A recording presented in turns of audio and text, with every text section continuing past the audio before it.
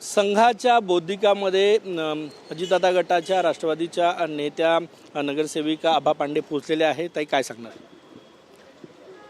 इथे आज बौद्धिक संवाद होतो आहे आणि याबाबतची निमंत्रण पत्रिका घेऊन इथले प्रतिनिधी आमच्याकडे आले होते आणि बौद्धिक संवाद असल्यामुळे निश्चितच आमच्या बौद्धिक पातळीवर सुद्धा एक भर पडेल म्हणून आम्ही इथे आलेलो आहोत.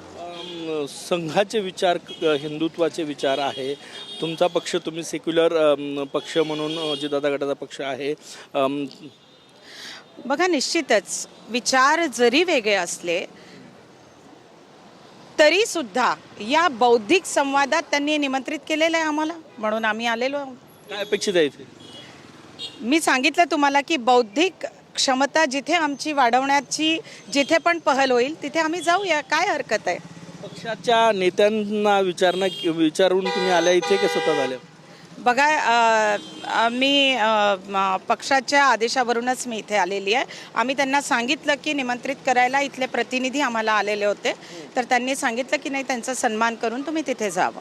संघ विचार आणि राष्ट्रवादीचे विचार जे आहे ते वेगळे आहे. अजितदादा पण या ठिकाणी येणं टाळलं जेव्हा अजितदादा नागपुरात आले तेव्हा.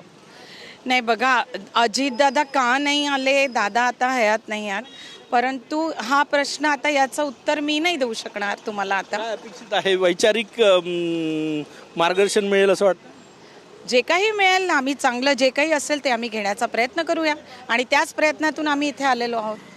धन्यवाद. कॅमेरामॅन सचिन सायांसह गजानन माटे, TV9 मराठी, नागपूर.